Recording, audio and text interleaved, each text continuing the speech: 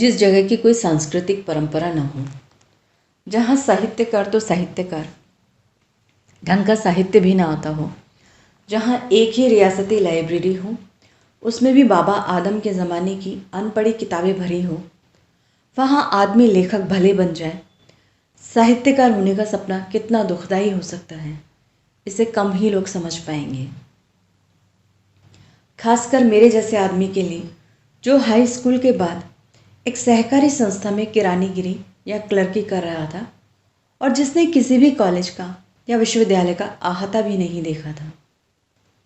मुझे उन सब दोस्तों से ईर्ष्या थी जो मुझे कस्बे में छोड़कर ऊंची शिक्षा के लिए बाहर के बड़े शहरों को चले गए थे और आगे बढ़ते चले जा रहे थे।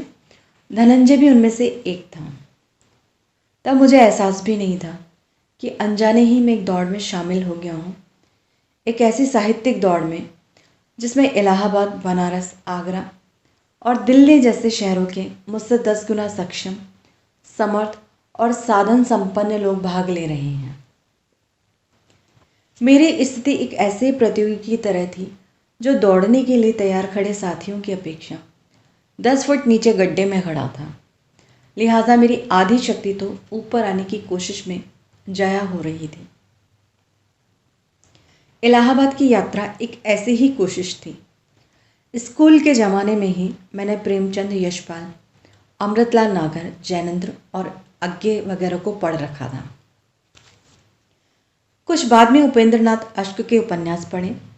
आज भी मुझे हैरानी होती है कि अश्क के उपन्यासों, गिरती दीवारें और गर्म राख पढ़कर मैं कैसे अभिभूत हो गया था। अपनी कच्ची जहनीयत और अपरिपक्वता के कारण अज्ञे, जैनेंद्र या यशपाल या तो मेरी समझ के बाहर थे या फिर शायद अश्क के सतही विवरणात्मक वाले कलाहीन और स्किन डीप उपन्यास मेरी तत्कालीन मानसिकता और सूझबूझ के निकट पड़ते थे।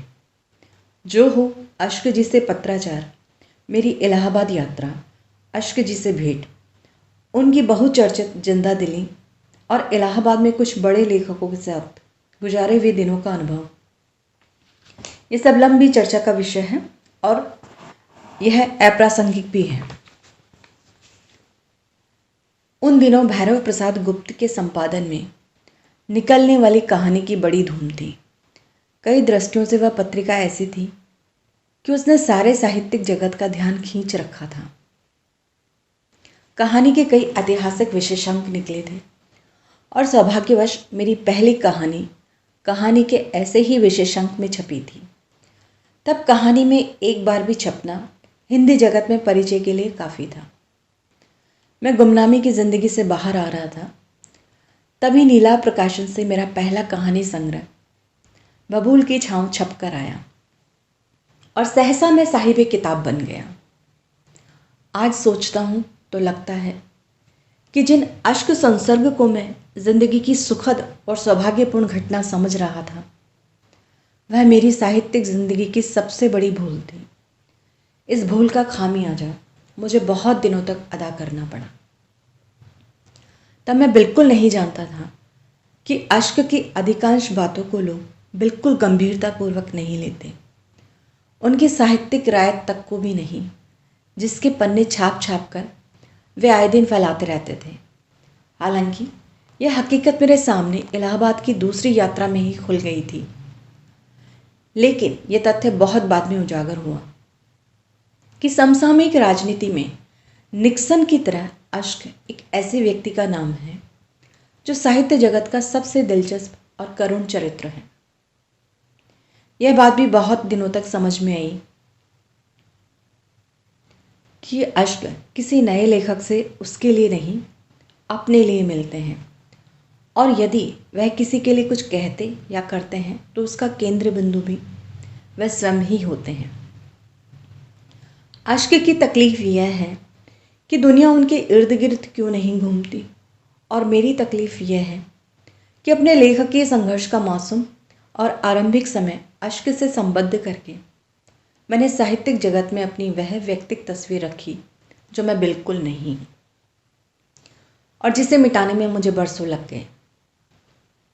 कहीं कोई एक स्पष्ट कारण नहीं होता, लेकिन कुछ यादों के साथ ही भीतर कहीं अचानक रक्तपात होता है।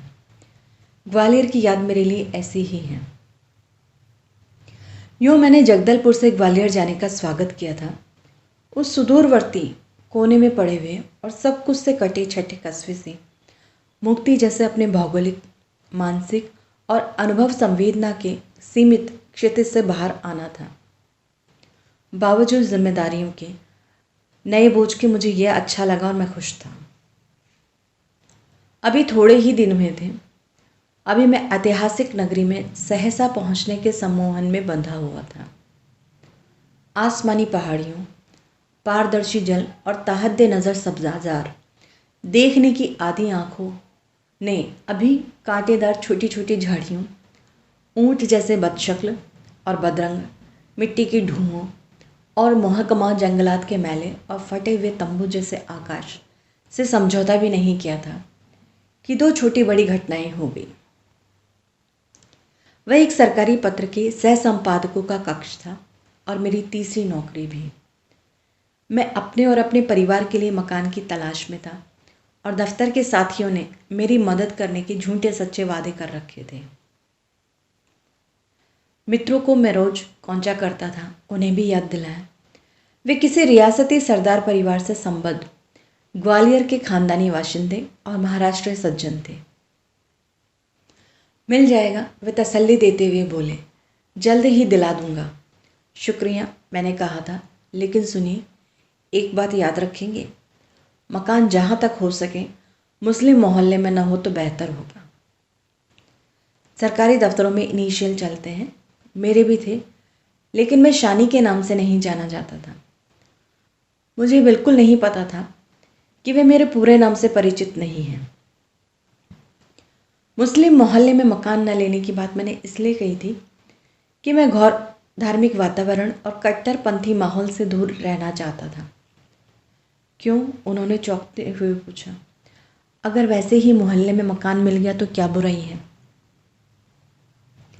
कहकर एक आध पल मुझे घूरते रहे, फिर मेरे कान के पास झुकते हुए और पूरी तरह कॉन्फिडेंस में लेकर धीरे से बोली, सुनिए, डरने की कोई बात नहीं है।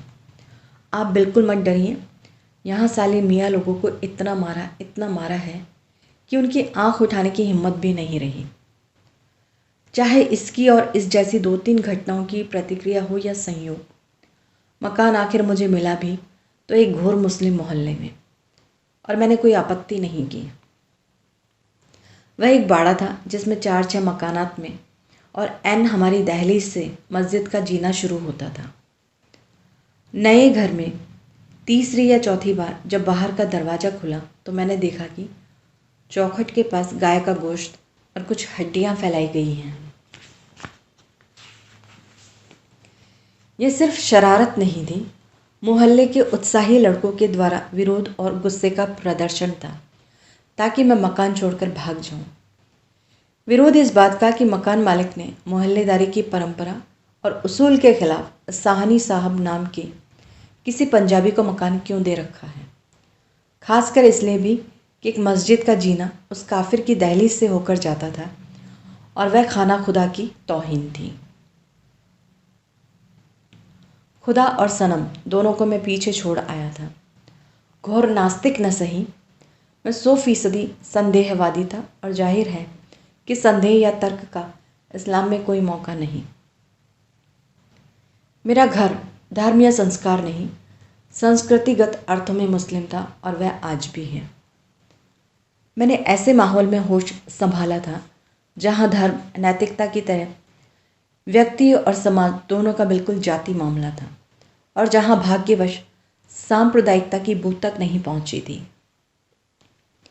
शायद इसीलिए एक अरसे तक मैंने इस पर सोचा भी नहीं था। फिर जब सोचा तो हैरानी है कि अपने को हमेशा अलग करके ऐसे मानों से इसकी जद में न आता हूँ, न कभी आऊँगा। मुझे ग्वालियर का शुक्रगुजार होना चाहिए कि उसने मुझे यह भी सबक की तरह समझाया।